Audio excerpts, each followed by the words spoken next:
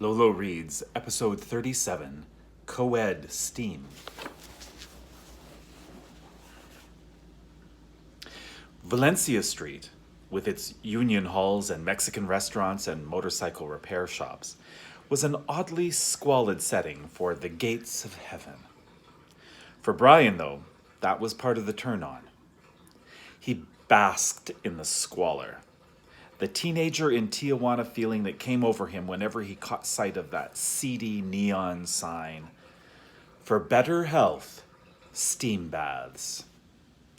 Behind the facade, in a tiny entrance alcove, he flashed his laminated photo ID card and forked out $5 to the guy in the admission booth. $4 for admission, $1 for the party. The party made Monday's special at the Sutro Bathhouse. Women were admitted free, and tonight there were at least a dozen. There were twice as many men mingling with the women in a space that seemed strangely reminiscent of a rumpus room in Walnut Creek. Rosy shaded lamps, mismatched furniture, and a miniature electric train that chugged noisily along a shelf around the perimeter of the room. A television set mounted on the wall offered Phyllis for the partygoers. On the opposite wall, a movie screen flickered with vintage pornography. The partygoers were naked, though some of them chose a shelter of a bath towel, and most of them were watching Phyllis. Brian stripped in the locker room. Overhead in a plastic arbor, a mechanical canary twittered incessantly.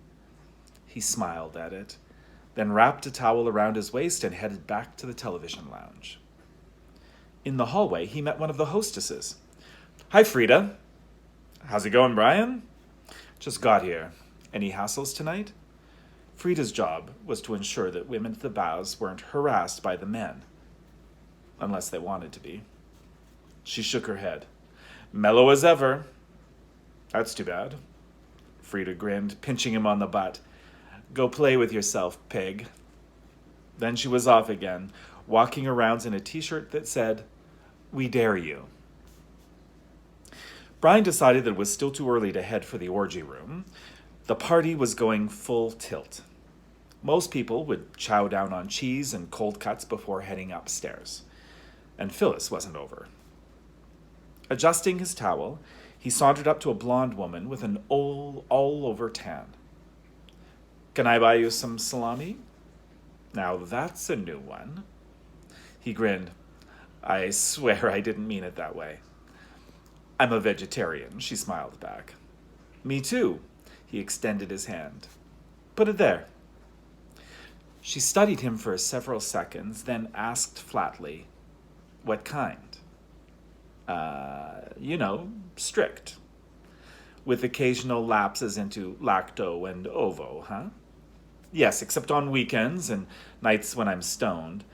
Then I'm a steako lacto ovo, or maybe a pork chopo lacto ovo."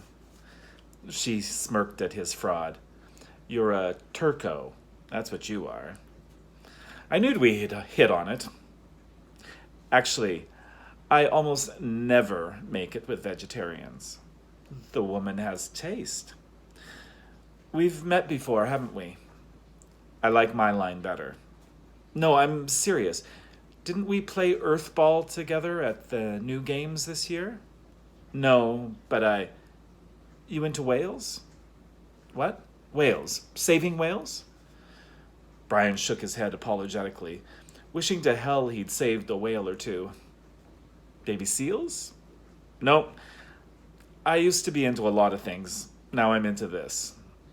"Well, that's up front anyways. Thank God for small favors." "Hey, are you making fun of me?" "Hell no, I just feel like I'm applying for a position, that's all." She smiled again. "You are." They both laughed. Brian decided it was time to take the initiative. "Look, I don't have a room, but maybe we could, go upstairs?" "I can't handle the exhibitionism trip." "Then maybe we could..." "It's cool," she smiled. "I've got a room."